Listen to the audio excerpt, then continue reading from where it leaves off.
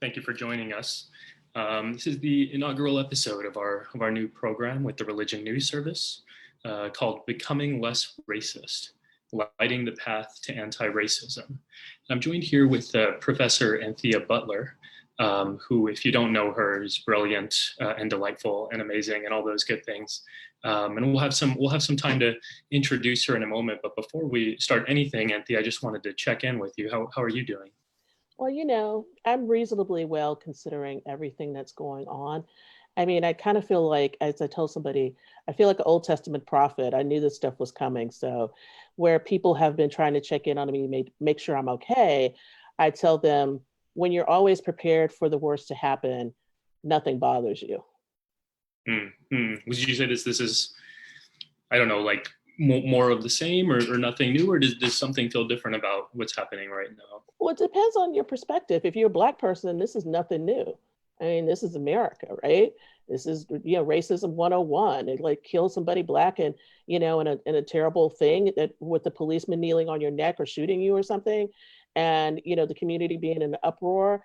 And then things go back to business as usual. What I think is different about this time is that everybody was home and they got to see this violence that African Americans are exposed to every day. And this really changed the framework of everything. Mm, and how about the pandemic, like kind of tying into all of this? How is that going with you? Yeah, I think that's also kind of really made things just much more heightened because we've all been at home. People are afraid. We may know people who have been sick and passed away and haven't been able to mourn them properly. Mm. And it seems as though people want to also sweep up the fact that over 100,000 people in this country have died. And I think that's a real tragedy that we are not dealing with as a nation. Yeah, and then we're following the stories, right? Like we're all following these stories that the coronavirus is disproportionately affecting Black people and Yes. communities of color. And so I don't know, yeah, it's so much to wrap your head around that, like you're Yeah. paralyzed by Yeah. the uncertainty of the pandemic, and then there's all this information, and then the Black Lives Matter and George Floyd's murder. I mean, it seems like overwhelming, eh? Yeah, it's overwhelming, but if you go back to the core theme of racism, then it's easy to put it all together because basically, the pandemic is affecting communities that are brown and Black, affecting communities that are having to be frontline workers, affecting communities of people who don't have what everybody else has. And some of that is about white supremacy. Some of that is about racism. Some of it is about a poor healthcare system in this country. So I think these things revolve around each other. They're not necessarily exclusive of each other, but we have to learn how to start to put things together where we can think about a multitude of things all at once. Right. And with George Floyd's funeral today, it feels like, we haven't even, like you're saying, we haven't really had a full chance to mourn or even Yes. really digest, right? Like what's happening. And I mean, I'm feeling like it's been really tough to process, right? Like the pandemic, but then also the protests and George Floyd's murder and Breonna Taylor's murder. And so I don't know, usually you see moments like these, like funerals, as moments of closure, right? Like you're like, okay, we're moving on now. But in some sense it feels like we haven't even started. Is that similar feeling for you? Yeah, no, this is a beginning, but I've been really thinking about George Floyd, and because I'm a historian, I'm thinking back and I'm comparing these three funerals, basically memorial services and funeral today of George Floyd with what happened, um, in the 1950s with Emmett Till, and that how Emmett Till was the beginning of people really trying to see the violence. It didn't mean that the violence stopped, but what happened to Emmett Till was so horrifying, and the way in which his body looked, it was horrifying for us to see George Floyd being killed nonchalantly by the Minneapolis policeman, being knelt upon for almost 9 minutes. That was the same kind of horror, the same kind of racism, the same kind of absolutely inhuman behavior from that police officer and the officers that also knelt on him that makes us take pause. It grieves our souls. But I'm going to say something really harsh, and I think that this is really true. I mean, my my thinking after this was basically like, how can white people look at themselves in the mirror? I Mm, mean, there's always this sense where African Americans, I used to joke with us when we were growing up. We'd watch these TV shows and say, oh, if the black person is doing something bad on the TV show, you get embarrassed. Or if you think about the crime as the black person, it's like, I want to know how white people feel about another white person murdering somebody in cold blood like this. How can you look at yourself in the mirror? How can you think about your whiteness in a different way? How do you reconcile that? Do you just push that away and say, that's not me? Do you feel race shame? What do you feel? And so those are the kind of questions I have around this right now. All right. So for those of you who are joining us, this is a nice little appetizer for our conversation today. You're listening to Professor Anthea Butler, and before I introduce her, I just want to welcome you all to this conversation. This is our new program with the Religion News Service, and it's called Becoming Less Racist: Lighting the Way to Anti-Racism. And our vision with this program is to offer two things that I believe and that we believe the world needs so badly right now. First, we want to offer you insight into actually what's going on with racism. And that's why each episode will focus on a particular aspect of racism and help take us through it. And our goal is to help us understand how racism affects people on a personal level, but also on a larger systemic level. And I think that'll help us see more clearly what's actually going on. As James Baldwin beautifully stated, and this has become part of my spiritual and political philosophy, he said, if I love you, I have to make you conscious of the things you don't see. And so that's part of the thesis of this show. The other thing we hope to do here is to receive guidance from our expert guests on how to move from just understanding racism as an intellectual idea and how to really take action. And so this may come in different forms on the program. It may come as wisdom on how to grapple with the racist ideas embedded within ourselves. It may come as guidance on actions we can take to address forms of racism all around us. It can be any form of wisdom, but the vision really is to put what we learn into action. Because if we don't, the ideas just stay in our heads and nothing changes. Not us, not the people around us, not the broken systems around us, nothing. There's another quote that I wanted to share that's part of my own political philosophy. It's Angela Davis, who said, in a racist society, it's not enough to be non-racist. We must be anti-racist. And our point is that there's no middle ground when it comes to racism. We may be all somewhere in the process of becoming less racist, but our ultimate goal, both spiritually and politically, is to push back against it actively. So thank you all. Thank you all for being here on this journey with me, especially as we collectively mourn George Floyd during the time of his funeral today. We're joined today by an incredible scholar, Professor Anthea Butler, who many of you may recognize from your television sets or your Twitter accounts. Dr. Butler is an associate professor at the University of Pennsylvania because she's fancy, and she's written and published a number of books because she's smart. And she's currently working on two books, one of which focuses on racism in publishing, and another that examines white evangelical racism.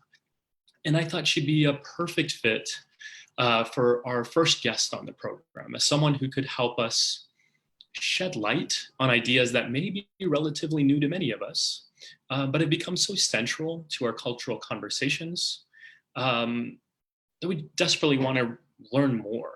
And so that today's focus will be on understanding what we mean by whiteness and what we can do about white supremacy. So thank you, Anthea, for being here with us today. And I want to ask you just straight up out of the gate, no punches pulled. What's the earliest experience with racism that you had with white people? Thanks, Simran. Thanks for having me. The earliest experience I had with white racism was in Catholic school. I believe it was fourth or fifth grade. We had moved out to the suburbs in Texas. And, if you're Black and Catholic in Texas, that means that you're already a bigger minority than just being, how white people treated you, right? And every year we would sell candy, and that candy was called World Finest for those of you who are Catholic school people. And some kid got a box of candy stolen, and there was an African-American kid selling it at the local store. And so the principal bought the four Black girls who were in my classes, not that many Black kids in this whole Catholic school, and said, which one of you gave that candy to that boy so he could steal and take that money? So they accused us of stealing. Now, you got to know my daddy, he's a Texan, and he went in there, he cleaned that principal's clock. Like, basically, I won't tell you what he said. There were probably some really bad words in there, but my dad stuck up for me. And I remember thinking that, how could she just accuse us? And it was clearly a boy, B, somebody who wasn't in school, and C, we weren't the ones that gave him the box of candy in the first place. But we were the ones who did it. And so that was my first, real experience of thinking about that, because prior to that, I had been around African Americans most of my life. And so I think that was hard for me. And most people remember the first time they get called the N-word. But for me, it was that event, because it was a person in authority accusing me of something. And, it took my father to have to defend me to be able to get past that. Mm. And can you tell us a little bit about how your experience of racism sort of evolved over time? I guess another way of asking that is, in what ways has whiteness affected your life? Yeah, in every way. I mean, I think, it's definitely affected my academic career, from, a chair who touched my hair inappropriately to, one of the people who was supposed to be on my exam who decided that I didn't pass the exam and didn't want to ask my Black advisor to read it. It happened when, unfortunately, when you're a kid and you like another boy, right? And that boy happens to be white, and he's like, I don't like you because you're Black. You're really too Black for me. And look at your hair. It's just that kind of stuff that really sticks with you. And so having to navigate white people throughout my life, I had to learn two things. One is like you put on a veneer so that these things don't hurt you at the time, so that you can be able to move forward. The second thing, I think, which is really important and really sad in a way, is that you figure out that you can't trust anybody. And you go from that point. I always joke that I have the X-Files philosophy of trust no one. Racism, it was what taught me the X-Files philosophy. You don't trust white people. You don't trust them to do right by you. You don't trust them to have your best interest in mind. And so for me, that's always been very problematic. Yeah, can I ask you, so you gave the story, and I mean, I had flashbacks to my own childhood, of like liking someone, right? Having a crush on someone, and then being like, no, you're not my type. And like, not in the sort of innocuous kind of, you're not my type, but in like the racist kind of, you're not my type. Yeah. And it's so, I mean, you said it and I kind of laughed because I was like, haha, I've been there before. But then like, as you were talking, I was like, oh man, that was so painful. And like, I don't know, I'm just thinking about, we call things microaggressions, as if they don't matter. But can you talk a little bit about the depth of the pain of a microaggression? Like, I'm thinking of myself as a 10-year-old, like how absorbed I was in that pain of like the crush, Yeah. right? And so like, what is it about microaggressions? Well, I think the thing about microaggressions is, one, you get them a lot. Two, microaggressions shape the way you behave. So, let me be really blunt about it. Is very, in relationships. I mean, I've had relationships with people with all colors, right?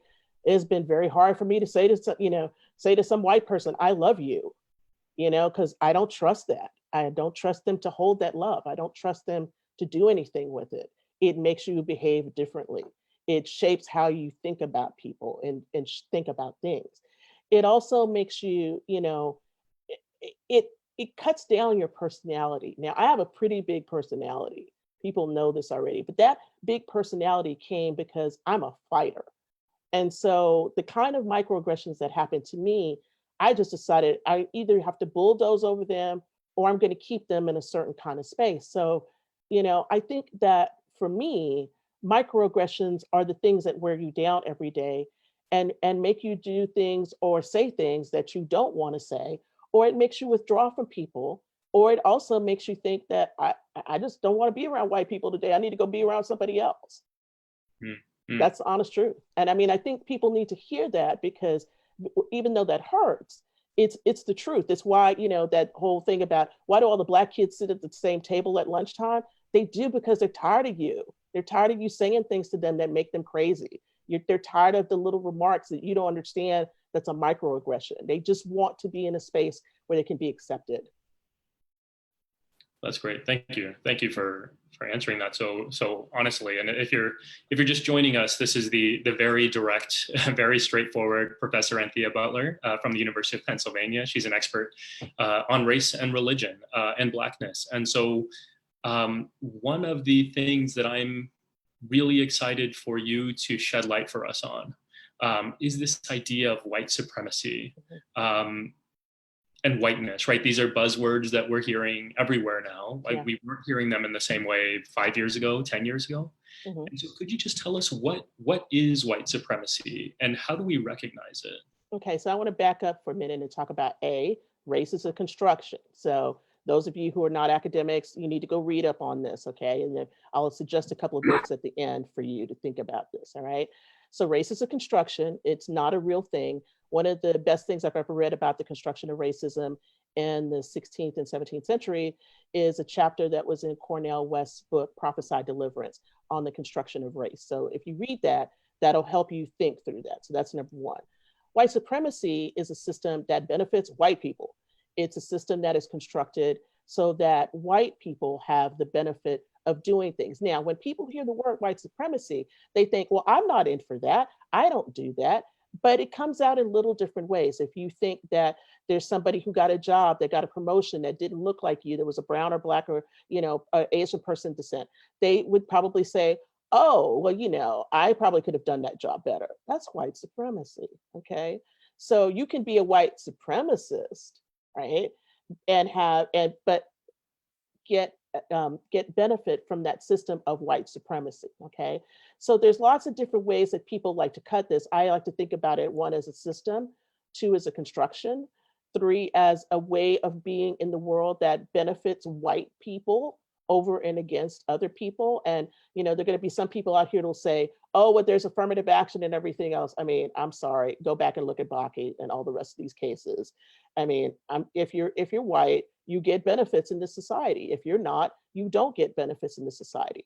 It also is a way that we've constructed our world. So in other words, when a white woman walks across the street when she sees a black man coming and grabs her purse, that's white supremacy, because you already think that a black person is going to hurt you. Or that incident that happened in Central Park a couple of weeks ago that started us off on the very bad week, but also opened up a lot of doors.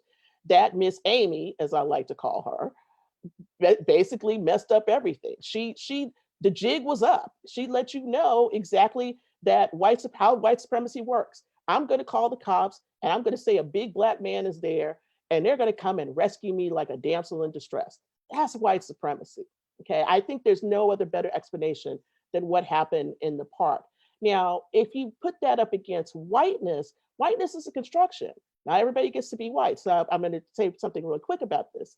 So let's take the Irish, for instance. I have an Irish middle name, Deirdre, right? But I'm not Irish, right? I probably have some Irish in me somewhere, but I'm not Irish, right?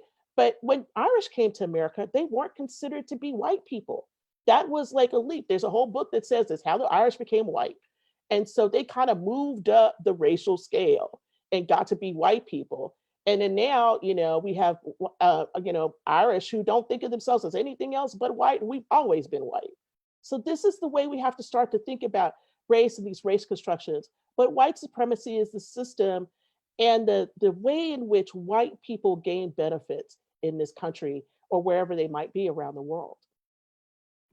That's great. That's super helpful. And as you were speaking, I was like, there are two things that really struck me. One is, if we think of white supremacy as an ideology that's embedded within our systems, then I think the point is you don't have to be white to have it within you, right? Like I have white supremacist ideas in my head because I was born and raised in America, right? And we all do. So you were giving this example of a white woman crossing the street when a black man is there. Like, I did that when I was growing up, and I was taught that that's how you be safe, right? So I think that's really important for us to recognize that white supremacy is not just about white people, it's about this system that comes into us, right? Yeah, exactly. And it's, I think we can see it very much in beauty, and in African American culture, we have a lot of colorism.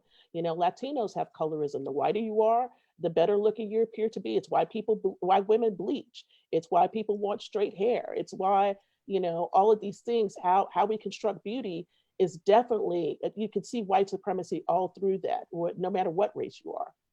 That's great. Okay, thank you. Now I want to ask you a question that's not as popular and a little bit more makes people a little bit more uncomfortable, right? Like within the last few years, people have been like, okay, white supremacy and whiteness is okay to talk about. But what about Christianity in relation to white supremacy? Where we hear a little bit about it here and there, but what's the relationship? How would you make sense of that? It's a huge relationship. Every time you see a white Jesus, you see white supremacy. I full stop. I'm sorry. I I have no problem talking about this because if there's anything that's about white supremacy, it's Christianity. Because Christianity tells you that, if you want to look at the Warner Salmon Jesus, who's got blonde hair and blue eyes, looks like a surfer boy, then that's who you should worship. And it's also in the ways in which we think about patriarchy. If you think about, very conservative Christianity, it's white men who run things. It's not white women. White women benefit from that system within Christianity because they can be the moral avatars, right? But Christianity has a problem. It has a problem in whiteness, and part of that problem is embedded, in something that Christians don't like to talk about: missionary activity. Let's go save those poor, benighted Africans and Asians and Filipinos and wherever we go, whether we're talking about Protestantism or Catholicism, and let's go give them the message of Jesus Christ and civilization, because those things go hand in hand, right?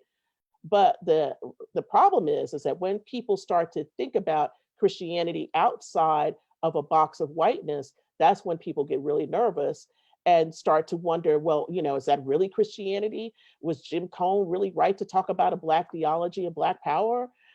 These are the kinds of questions we have to ask. I mean, Christianity can be appropriated in lots of different ways, but the ways in which it's been used to appropriate whiteness is I would say, very egregious.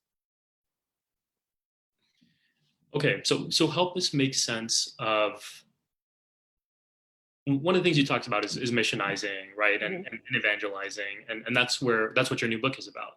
Yeah. So can you tell us a little bit about your new book? And I mean, I'm assuming that part of what you're covering there is what we're seeing in America today, right? And this sort of allegiance to Trump through white evangelical Christians. And I don't know, I feel like a lot of people have questions as to why or how a Christian could continue to support Trump. So talk to us about that. Well, I'm not actually talking about Trump. This is where I will do a little corrective here. This is a history book. This book is from the 19th century forward, about the history of white evangelicals and racism. So I will give you an example. When evangelicals tell their story, they like to tell the story about, there's Charles Finney, we had the Great Awakening, we were abolitionists, we were temperance people, we did good stuff with missions. Then there was Billy Graham, and then we got to be moral and everything, and we had a nice president in President Bush, and then we supported Trump, and there's where everybody has a big question mark. What my book is about is telling you that racism has been at the foundation of white American evangelicalism, period, full stop. From slavery, when people believed in the Bible that Black people were enslaved because they were part of the curse of Ham, to the kinds of missionary activity that basically denigrated Native American and African American communities, to the kind of gentle light racism of Billy Graham, when he says, "Oh, I will go and appear with the very racist Texas governor, and not care that Martin Luther King asked me not to do so," to that racism of him being on the tape with Nixon talking about Jews. I mean, all of those things are part and parcel of American evangelicalism. And I think that a lot of evangelicals want to give themselves a valorous history rather than the history that they really do have. I'm not surprised that they're for Trump. I mean, they're for Trump because Trump gives them the things that they think that they want, but it also has uncovered their basic white supremacist beliefs. That's great. Thank you. Thank you for historicizing it. And if you're just joining us, this is our new program with Religion News Service, Becoming Less Racist, Lighting the Path to Anti-Racism. I'm joined here with Professor Anthea Butler of the University of Pennsylvania. If you have questions or comments, feel free to leave them, and we will try to invite Professor Butler to engage with us a little bit more. Right now, we're talking a little bit about the history of evangelicalism and how it relates to racism, and what Professor Butler is illuminating for us is it's part and parcel, right? It's always been there, and this is nothing new. And from what I'm hearing from you, it sounds like anyone who's read up on the subject shouldn't be surprised by what's happening right now. No, but I think people are, because evangelicals have cloaked themselves in morality. They basically said, "Oh, we were we're pro-life. We are for the family. We don't want a lot of excessive spending, and we want, a righteous and just world." Well, they want a righteous and just world with white people running it, specifically white men running it. And so, what my book is trying to do is to show you these inflection points, the points in which this racism has really affected A, the history of evangelicalism, and B, the history of what has happened with race in America. So I'll give you a very short example I think that is worthwhile talking about. Bob Jones University, which is a fundamentalist university, the reason why we think about the manner in which the religious right came to be, we think about it because we think that it was about abortion. Well, that's partially true, but the real energizer was that Bob Jones University didn't want to let Black people in, namely Black men, because they didn't want interracial dating, essentially. And they got their tax exemption taken away from them in the 70s because of this.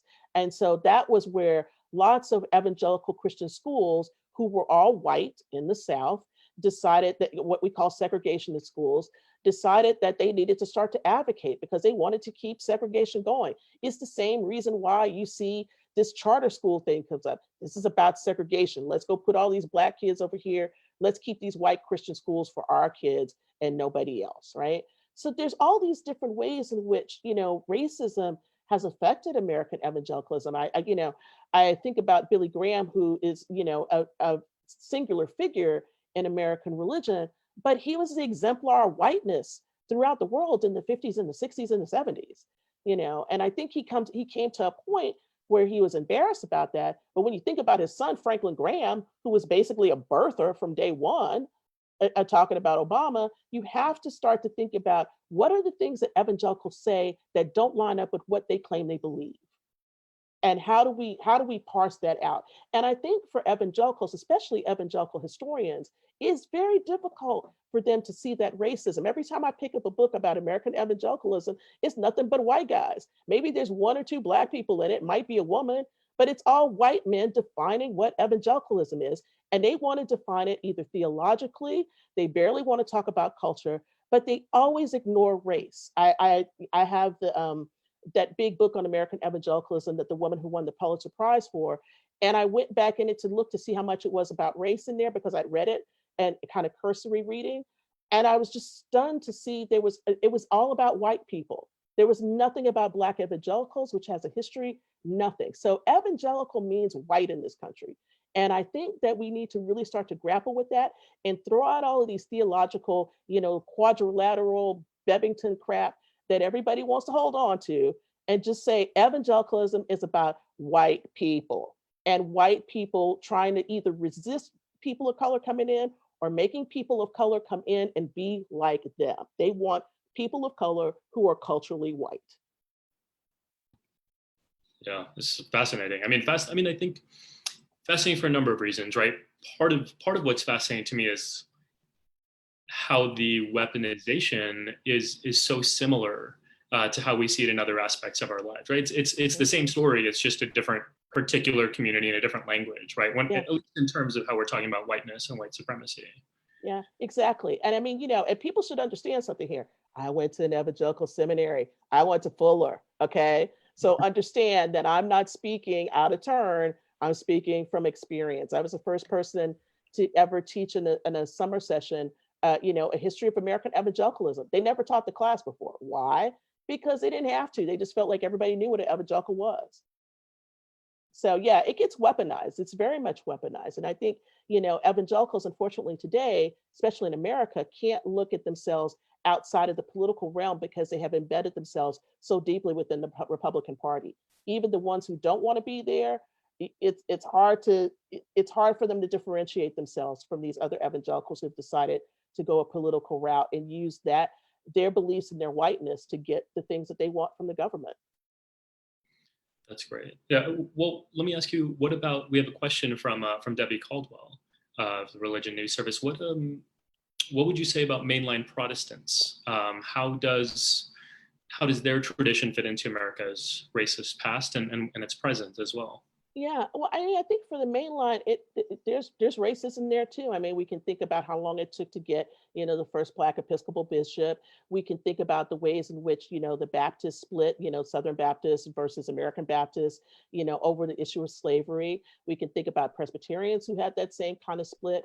We can think about the kinds of racial activity that happened with them. Some of these denominations were involved with the civil rights movement, but they too have a racial issue. Okay, it's not just evangelicals. We have to look at churches as a whole, and I will especially pick on my own tradition, the Catholic tradition. If we want to talk about racism in this country, I mean, hello, the Catholic Church, different religious orders own slaves. Right now, Georgetown is trying to figure out, how do we make reparations for the slaves that we own, that we sold, so we could keep the school running. There were orders that had slaves there. It didn't matter that the Pope said don't have slavery. They sanctioned it. We have plenty of people right now who are, white wing white supremacists right there in the Catholic Church. I mean, some of my earliest experiences of racism were post Vatican II, when you had to, shake the hand of peace, and we were going to integrated church, and people wouldn't shake our hand because we were Black. And that's in the Catholic Church. So that racism is in all of these religious systems. We can't just focus on evangelicals, but my focus has been, because this is what I do and what I study, has been on American evangelicalism and the Black church and their relationship to African Americans. Thank you. I think one of the things I'm hearing from you is in affirmation of this sense that it's so easy to get lost in the moment and to be outraged about what's happening right now, right? And we can easily get stuck in what's happening with racism among evangelical communities. But if we look horizontally, it's true across the board. And if we look vertically, meaning over history, right? And that's what you've sort of shown us, it's been true. And so part of the reminders here is like, this is not something that's new. It's something that's so deeply entrenched within America that like this is how it's always been, and that's how it continues to be. One of the things, I mean, I want to move into a more pragmatic question now, and that's if we accept that this is true, which I do, then what do we do about that? How do we examine ourselves when it comes to whiteness and white supremacy, and what can we do to be anti-racist? Well, I think the first thing is, I'm going to resist saying something that normally people would say is, well, you need to look inside yourself and blah, blah, blah. No, no, no, no, no. Because part of what the problem is in America is that we're also individualistic, that we don't want to think about this in a global kind of way, to think about the ways in which you benefit from a system. And so I think the first thing you do is to think about, what can I read? How can I educate myself on what white supremacy is, what white nationalism is, what Christian nationalism is? How do I think about, Ibram Kendi's book, How to Be Anti-Racist, is really great, because I can't give you in a 2-minute talk on Facebook what you need to do.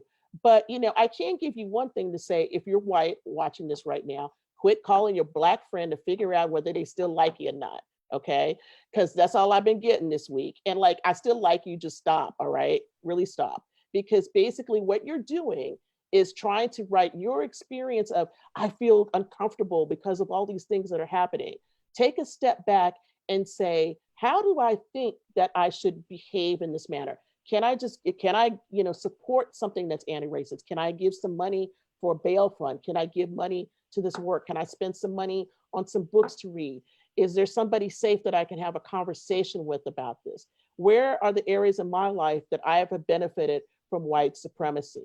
Where have I thought about this in the wrong way? Where have I thought about my friend as being less than I am because they got some kind of benefit? Or I thought, oh, they got a promotion before me, so that must mean that they're just getting affirmative action and they weren't good enough. Okay. So those are the kinds of simple things you can do. But I beg of you, every Black person in this country right now is beleaguered because we're having to see this violence go back and forth all of the time over our bodies, over people that look like our cousins, our brothers, our lovers, our friends. And so for you to write and ask, Are you okay? And all that. That's really nice. But don't write and ask people, I feel so bad and I'm miserable. And what can you do? Start doing this stuff yourself. Stop expecting the brown and the black and all the rest of us to drag you through this, because it's time that you learn. We had to do it. It's time for you to do it too. Thank you. That's super powerful, and I appreciate you saying that. Can you tell us why it feels unfair for people to ask you? You want us to do the work. You want us to do the work. You want us not only just clean your house and clean your stuff. You want us to clean the shit you did. and I'm not for that. I mean, I wrote a piece back in 2016 for Religion Dispatches, and I'm happy to put it up on RNS, where I talked about this. I'm like, you fix this. You do this, because every time my institution asks me to come on board to some diversity committee, and we give them everything to do, and they don't do anything, and we still have the same amount of faculty of color that we had before, and all of a sudden nothing changes. You ask us to do the work, the race work that you won't do, because it makes you feel better to see us doing it, and then you don't do anything about it. So unless there is structural change, unless you're going to do some structural change within yourself and within the systems that you work in and fight for that, then I really don't care for you to call me up or ask me, how I'm feeling, because clearly you don't give a damn. Thank you. Thanks for sharing that. And one other question from the practical standpoint: what about folks who are coming in, Black people, people of color, who are trying in their lives to navigate white supremacy and whiteness? What wisdom do you have to offer us in terms of dealing with racism? Start to think about the ways in which it's destroyed your life. Start to think about what you might be like without these systems of oppression oppressing you. So I will give this as a personal aside, and this is me being really honest. I had a point, because I was being attacked by racists online and things for some of the things that I wrote in 2015, where I was traveling a lot. I mean, like, I was on a plane outside of the country almost every 6 weeks, and I couldn't figure it out, and I didn't know why. And in retrospect and reflection, I realized that I was trying to get out of this country because I was sick of racism. Even though there's racism all around the world, the racism of America is so oppressive, it's so overwhelming, that you hate being in these confines if you are a thinking person. If you can get away, I had the luxury of being able to get away. I'm very grateful for that. But if I hadn't, I don't know what would have happened to me, because my mechanism was, I just got to get away from these people. I got to get away from this constant thing. And so I think for those of us who are struggling underneath this, you have to do self-care. You have to pull away from the kinds of things that watching Black bodies be mowed down or shot at or kneeled upon. You have to take yourself away from those images. One of the most violent things that happens in the media today is that they just keep showing this over and over again. And I am firmly convinced that continuing to show George Floyd's death every night on a loop is there to make Black people realize that you are not safe, you are not welcome, you are trash in this country, and we want you to be afraid of us. It is the media working with this whole program of white supremacy to continue the pain and the violence.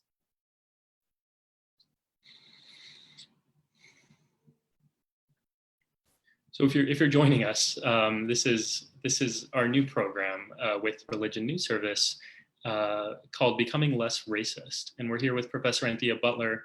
I want to move us into the Q&A session and invite folks who are tuning in to offer their questions.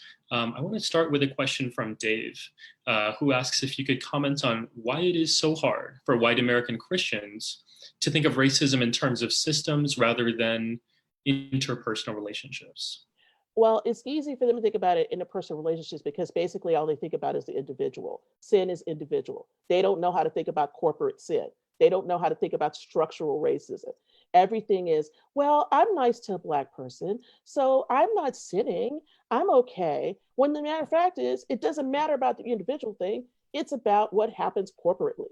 And so if you are trained in a religious system like evangelicalism to believe that my individual salvation is the most important thing, then that's all you think about is the individual, and you don't see everybody as part of a larger whole. You don't see systems as part of a larger whole. You just look at your church, your little family, and everything else, and everything's fine. And that is a naive supposition.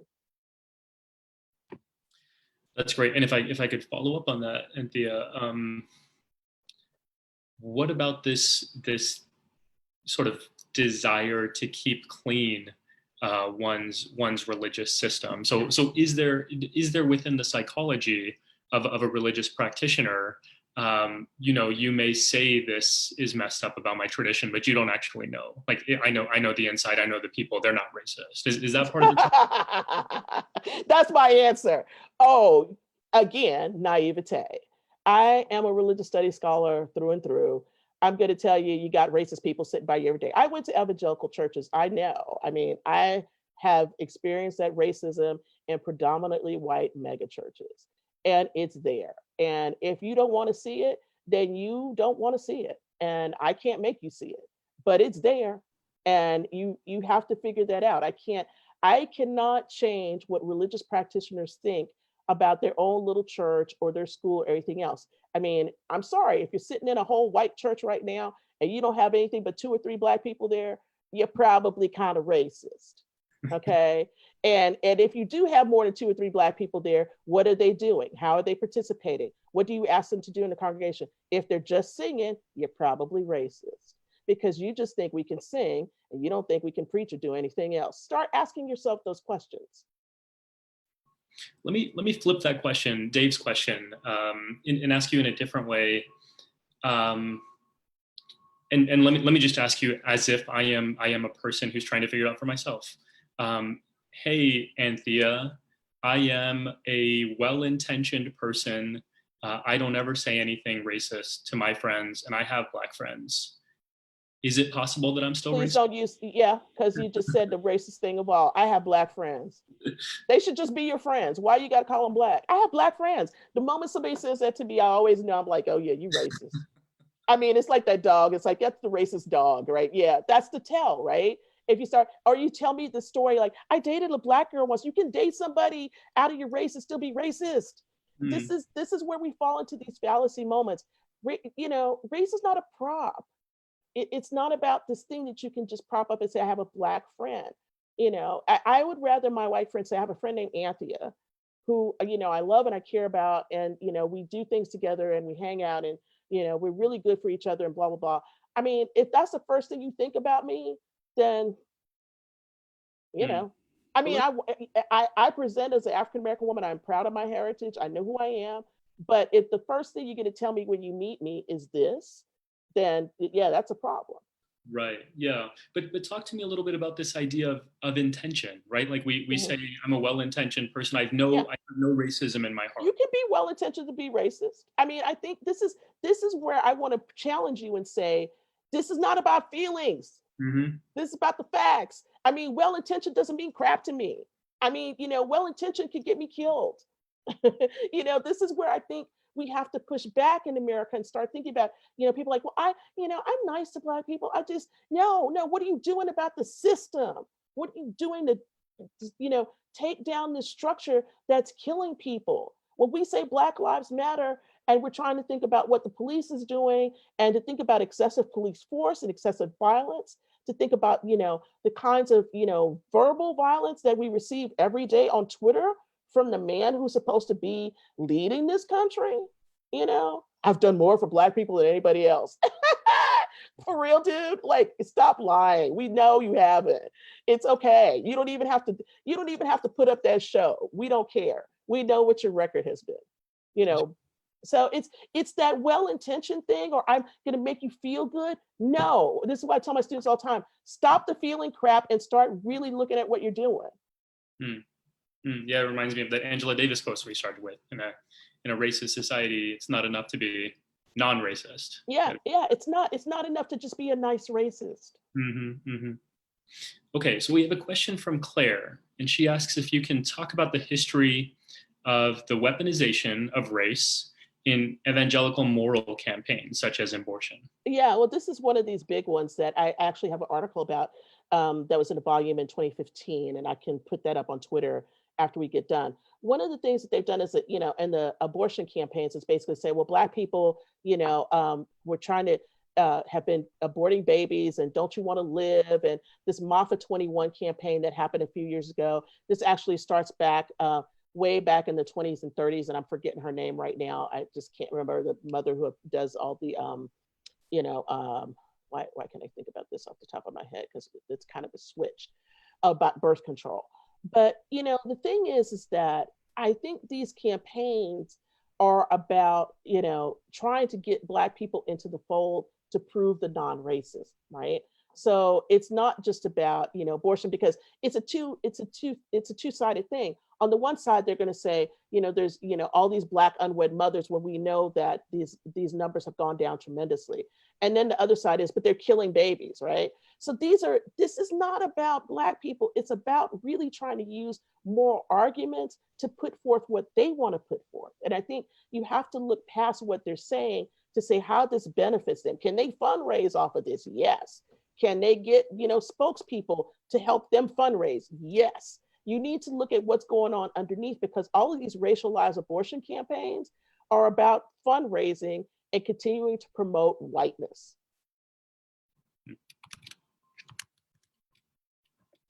Thank you, Anthea. And I just want to say, it's such a gift to have you. I just got a text from a friend who said that you're a whole ass prayer. So Well, thank you. that probably sums it up. This conversation has been illuminating. I mean, I know that I'm supposed to be the host and the expert, but really, like, I'm along for the ride, and really grateful to have your guidance here. And I'm thankful to all of you who have joined for our first episode, as we all go on this journey together to become less racist and anti-racist. And yeah, I don't even have enough words to say how thankful I am, especially in this moment where so many of us are thinking about our own complicity in the racial inequities in America, and trying to think about what we can do about that, both personally and socially. So thank you, Anthea, for being our guide here, especially as we talk about whiteness and white supremacy. Our next episode will be on Thursday at 11:30 Eastern Standard Time. I'll speak with the esteemed Princeton University professor and MSNBC commentator Eddie Glaude, and we'll be talking about the history and legacy of anti-Black violence in America. And like today, we'll try to learn as much as we can about what racist violence has looked like in this country, and we'll also try to learn what we can do about it. So thank you all. Take care of yourselves, and see you on Thursday. Thanks.